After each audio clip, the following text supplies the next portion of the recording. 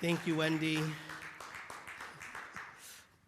I'm grateful for that reminder that God's strength is perfect, because quite honestly, what I also am just thinking in my mind is his humor is not as perfect. I have to tell you, I've shared with you before, right, that sometimes what I share with you is what I need to hear. There's the other flip side of that, which is I figure out what I'm going to talk about, and then God very humorously says, let me see if you really believe it. And so this morning, I'm not feeling as well. I've already got tested. It's not COVID, but I do welcome your prayers of healing and strength, because I'm just feeling it in this moment. Reverend Chris, Jason, and I have been up since 7 in the morning, like with a couple of different changes and shifts that we've had to move through. And it's just really funny. And I was in the back room talking with Jason and Chris earlier, and I said, it's almost as if God knew I was going to speak about trusting God in the difficulties and challenges. So here we go. Let's see how much I believe it. And I'm going to invite you, as I sort of sit with it, to check in. How much do you believe it, right? And if there is a space between what is shared and what you would hope to trust in, and where you're at, like me right now, is to just sort of like, what are you going to do about it, right? Like, how are you going to navigate that? What are the practices? What are the ways in which we can, notice the space and make it a little smaller, walk towards the truth and the principles more fully? Now, I understand that not only do you all believe I'm really funny, but it's all in the delivery. So here goes this delivery. Let's see how it works. What do you call it? Palm Sunday, by the way, so just know that. Jesus walks into Jerusalem on a donkey, right? What do you call a donkey with only 3 legs? A wonky donkey. Oh boy, great start. What do you call a donkey with only 3 legs and 1 eye? A winky wonky donkey. What do you call a donkey with only 3 legs, 1 eye, and who's breaking wind? A stinky winky wonky donkey. What do you call it if it's wearing blue suede shoes? A honky tonky stinky winky wonky donkey. What do you call it if it's also playing a piano? A pinkly plonky honky tonky stinky winky wonky donkey. What do you call it if it also drives a truck? Really talented.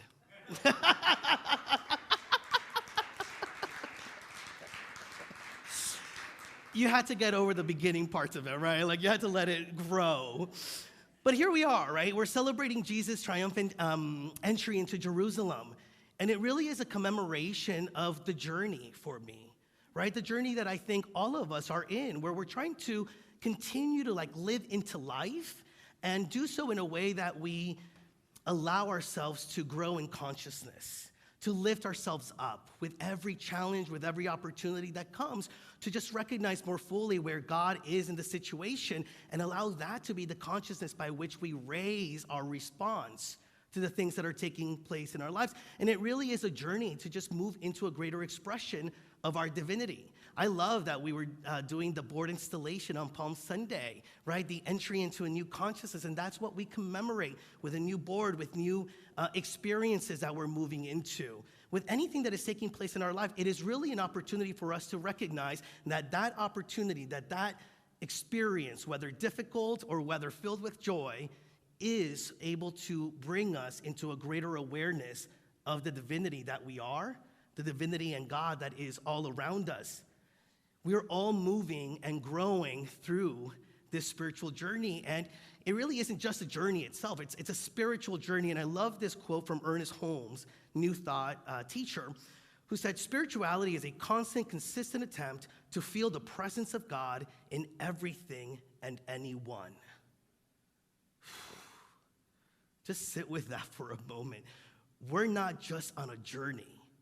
We all, by the consciousness that not only we hold, but the consciousness that we are inviting ourselves to live into, have claimed that we are spiritual beings on a spiritual journey. And so, how are we with that?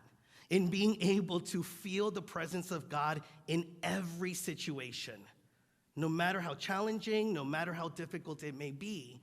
And how are we doing with being able to see God in everyone, in every single relationship that we have, in the ones that we have been nurturing for a long time, and the stranger that we see in the car next to ours? How quick are we to remember it's all a spiritual journey? And isn't that the place where we want to be, right? Where any time that we are moving through whatever situation, that we could even just take a moment and step back and say, well, where is God in it? Because if you're like me, sometimes you see it, but sometimes you just need to take a breath in order to even ask the question, where is God in this? And thanks to how divinity works itself out, maybe we also have people in our lives, a community in our lives, that maybe when we can't take a breath, reminds us to take a breath. Where is God in this? How is God in this individual? How is this person not only mirroring the things that I have to heal, but how is this person mirroring the divinity that each of us are? Where are we on that part of the journey? Holy Week really reminds us that we are entering into that promised land of always being in tune with the God of our being, of always recognizing that there is something even greater at play in whatever it is that we may be moving through, and that we can move into this higher state of consciousness. So this is where we're heading.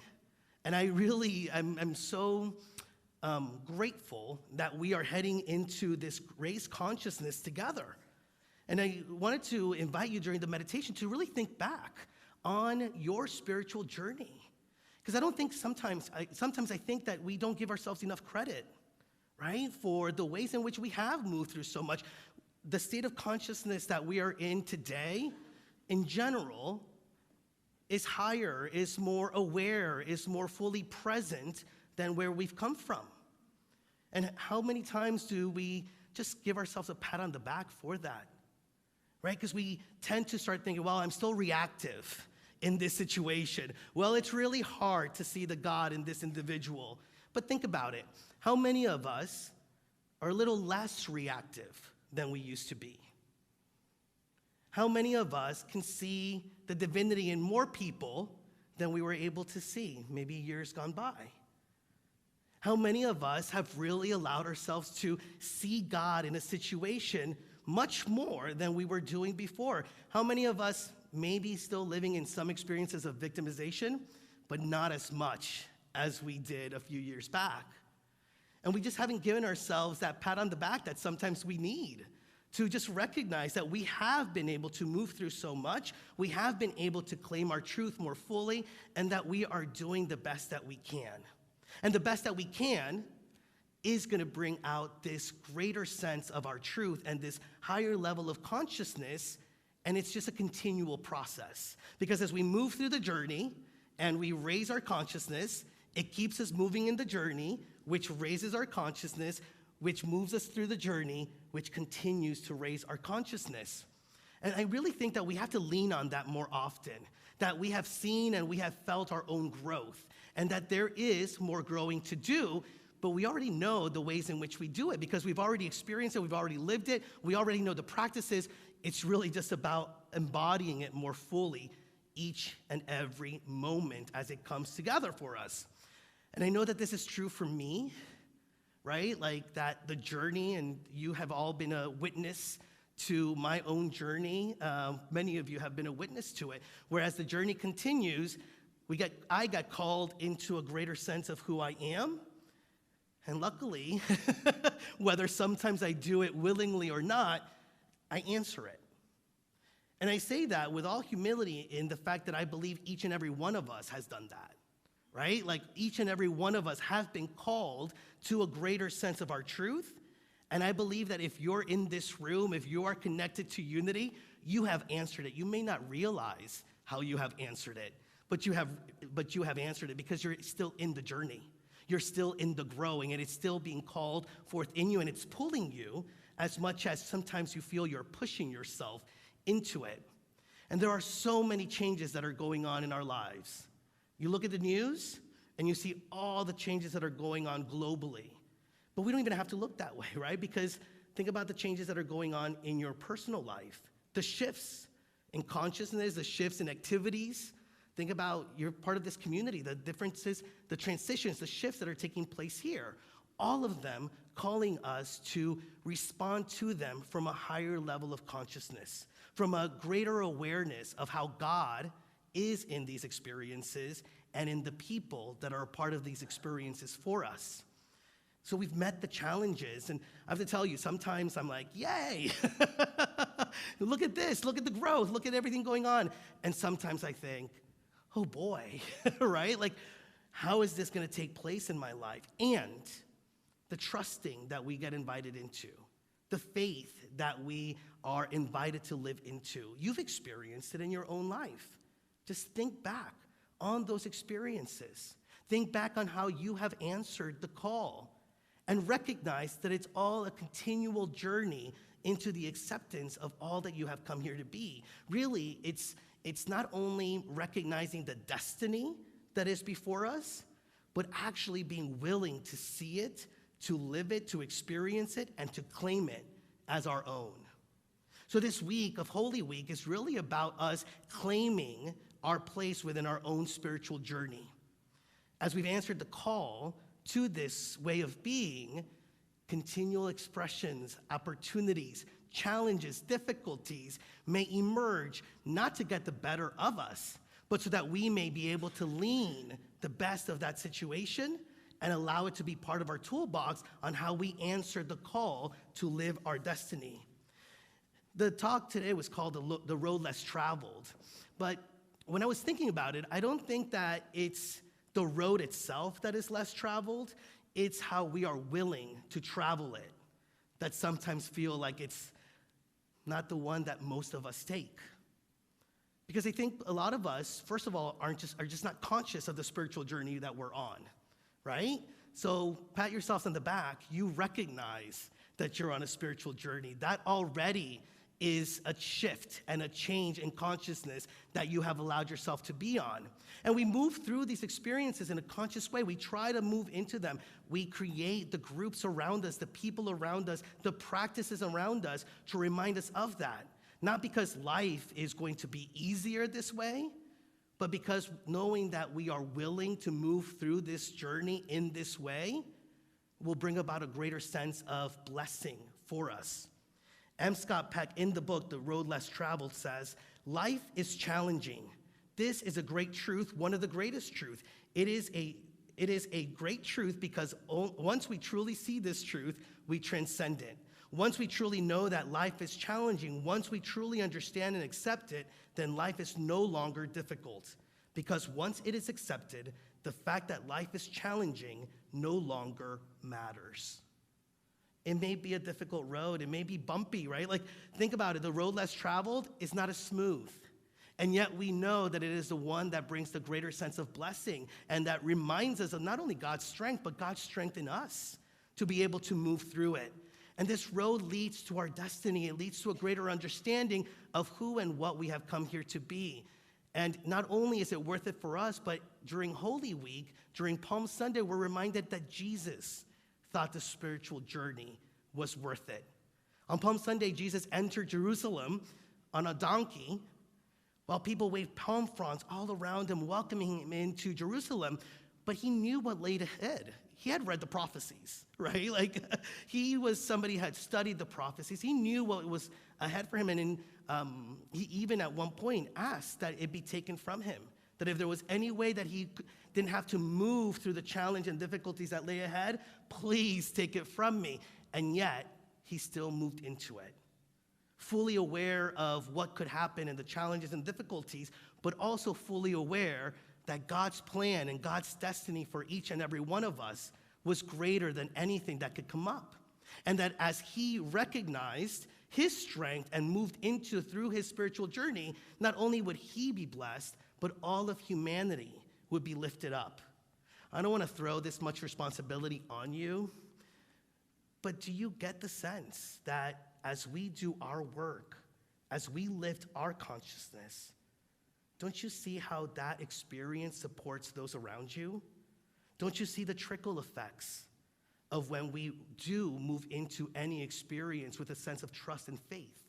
How that shows up for those around us as we model it, as how we show that there's a different way of being, and how we just put out the consciousness, the energy that is alive in us? Do you get the blessing that it is when you say yes to the spiritual journey and to live through it consciously? Now, like Jesus, we really are being called to embrace our journey and to step into a conscious journey that is, yes, challenging and difficult, but also glorious and blessed. And so, how are we moving through this journey? I know it can feel sticky sometimes, right? Like the journey itself can feel sticky. It can feel prickly sometimes also. But I think that Palm Sunday reminds us of the blessing that we can live into. You all received, those are here in person, received this cross. And you know, in Unity, we don't necessarily have a lot of crosses out, but we do so on Palm Sunday. And one of the things that I love about this cross is, well, in Unity, the vertical line, the horizontal line is sort of like the journey that we are on in this human form. And then the horizontal line is just our ascension into a greater level of consciousness. When we get to the center, when we marry our human experience with our own divinity, that's where the magic happens. And I love these little crosses because if you look at it, that's where we get to elevate ourselves, right? No matter where we are on the journey, if we center ourselves in truth, we can then move into higher levels of consciousness. So how can we do this? I think that the story of Jesus and Palm Sunday really offers us ideas on how we can become centered even in the midst of what we already know is going to be a journey that will have challenges and difficulties. So Jesus really invited us to claim our truth in order to be centered, in order to elevate ourselves into that consciousness. And the first thing that he did for me in reminding us what truth to claim is he walked into Jerusalem on a donkey, right? And you've heard from me even before that the donkey represents humility. Because let's face it, if you're the king of kings, right? Like you want a really luxurious camel, you want a really nice looking, horse, but he came in on a donkey, right? And so the idea of humility, of, knowing his truth, but being humble about it. What's really interesting is, as I was preparing the talk for today, I read actually that maybe we were a little wrong, or I was a little wrong in seeing it fully that way. Because actually, in the time of Jesus, in the East, kings and royalty rode on donkeys all the time. And it was actually a symbol of mastery over stubbornness, mastery over something that was supposed to not be good enough, right? And so I think it could be both, right? Like we can claim our truth and our mastery of life, our mastery of consciousness, our mastery of who we have come here to be in our destiny, and be humble about it. They can coexist. Because we can recognize that we can claim our mastery and that we do so by the Spirit of God that lives in us. And so in moments of challenges and difficulties, one of the things that I'm going to be putting into practice this week, and I invite you to do that, is to just in those moments claim this truth. And I want you to speak it with me. And it's claiming this, affirming this. I can do this through the Spirit of God that lives in me. Say it with me. I can do this through the Spirit of God that lives in me. Say it one more time. I can do this through the Spirit of God that lives in me. One more time. I can do this through the Spirit of God that lives in me. How does that feel? Doesn't that feel expansive? Doesn't that feel powerful?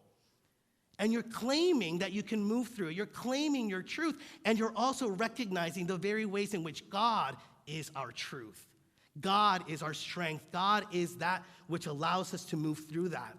Now, as people saw Jesus entering, they were waving the palm fronds at him, and some of them were actually throwing the palm fronds on the floor as the donkey was walking in. And the palm fronds metaphysically symbolize the idea that it's all holy ground, that we walk in holy ground. Think about when you are moving into a situation that you may feel is challenging. Could you take a moment to claim that regardless of how it's going to feel, regardless of how it's going to show up, it is holy? You don't even have to know what it's going to look like. You can just claim in that moment that whatever you are moving through is holy ground. Why? Because it's the ground that you, as the expression of God, is moving into. It is the experiences that will bring about a greater acceptance of yourself as that Christ nature. And so the second thing that I believe we can claim to center ourselves in these moments of challenges is, my journey is holy. It leads me to my greater good. It leads me to a greater awareness of the activity of God in my life. Say that with me. My journey is holy. It leads me to my greater good. It leads me to a greater awareness of the activity of God in my life. Doesn't that let you just breathe a little bit easier? Once Jesus entered Jerusalem, he actually went to meet his apostles, his friends, his family. You see, he didn't walk the journey alone. It may have felt that way, it may have been seen that way in some instances, but he knew that his apostles were waiting for him in a house that he actually asked them to go into and set up, where they ended up having the Last Supper. But so he knew that his community was with him. He knew that he could lean on others. He knew that the resources, in this case, friends, people that believed in him, were going to be there with him to support him through the challenge and the difficulty. No matter the difficulty, God always provides the resources for us to succeed. Take that in. Regardless of what is going on, you're not just going to live through it. You're going to thrive through it. You're not just going to experience it. You're going to be successful in experiencing it as the very experience of God. And so all the tools, all the resources are already planted. When we focus on the problem or the difficulty, what we fail to see is that already the answers are before us and how to move through it. And so how can we center ourselves? Once again, we're invited to claim truth to center ourselves. And for me, this looks like I walk this journey knowing that all the resources I need are already mine. Say that with me now. I walk this journey knowing all the resources I need are already mine. Here are the affirmations that I'm going to be using this week. But, I was thinking about it.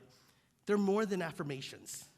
I can affirm and feel good about it, speak it out loud, but I'm at a place where I just want to claim it, right? Like, I don't want to just affirm it as a vision. I want to claim it as my truth. And so I'm inviting myself this week to claim these truths, to claim this way of centering myself for whatever it is that I may be going through. Palm Sunday is about committing ourselves to these principles. And I kid you not, if we really allow it, this week is so powerful. We have so many different ways in which it's showing up, Holy Week, the different services, but really just the centering of all this energy and all this consciousness about this week that really changed the world is a week that can change your world, that can change my world. I actually always leave you with a quote from Paulo Coelho about the importance of this week, and I'm going to do so now. It says, when we least expect it, life sets us a challenge to test our courage and our willingness to change. At such a moment, there is no point in pretending that nothing has happened or in saying that we are not yet ready. The challenge will not wait. Life does not look back. A week is more than enough time for us to decide whether or not to accept our destiny. And the reality is that we have. So let's just be willing to live into that destiny and know and claim that we can do so. Namaste, and thank you.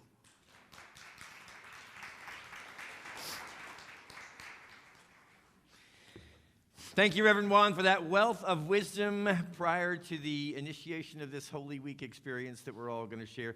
I especially appreciated you mentioning the importance of recognizing the progress that we've made. We set a high standard for ourselves, don't we, when we talk about becoming the Christ or recognizing ourselves to be the Christ. It's so important to look as we progress along the way and see that we are beholding the presence of God more and more in people and circumstances every day. As you know, we believe here in the law of giving and receiving. It's a spiritual law of life. And I know that every one of us in this room and everybody online this morning has received something. So take into consideration the priceless nature of this truth that is revealed to you through the spiritual community of Unity on the Bay. And then give as you feel guided to give, wholeheartedly, generously, and gratefully. This is your opportunity to put this law into practice. As you have received, now you are blessed to give. And we're going to take just a moment, as I pick the cross up from the floor, excuse me. We're going to take just a moment to take a breath, because we want this act of giving to be as completely conscious as possible. So we're doing this with all the awareness of the blessings in our lives, the blessing of unity on the bay in our life, and the joy of giving.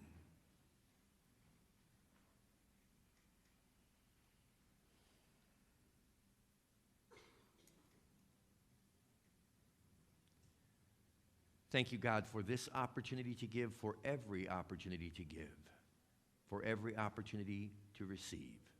We give thanks in the name, in the nature, and through the power of the Christ presence that we, praise God, forever are. Amen.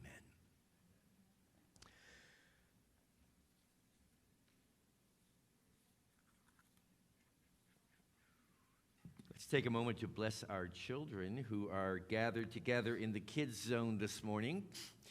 The child that dwells, lives, and thrives within you and all children everywhere, as we affirm together our children's affirmation. Children, we love you, we bless you, we appreciate you, we behold the Christ in you, and we see you doing great things. Amen. Remember, dear friends, we're here to pray with you. I'm going to invite our prayer chaplains to come to the front of the room right now. Take a moment to reflect on anything that might be on your mind or your heart from being with us this morning. It's their honor to join you in prayer. And remember always that prayer is not only the center and the heart of the unity movement, but also the center and heart of all of life. I'm going to invite Reverend Juan to join me as we close our service together. Thank you, Chris. And I love us standing here together, actually. Yes. So. With that, we're going to invite all of you to stand so that we can claim our truth through the prayer of protection and then move that into the peace song. So together, the light of God surrounds us, the love of God enfolds us, the power of God protects us, the presence of God watches over us. Wherever we are, God is, and all is well.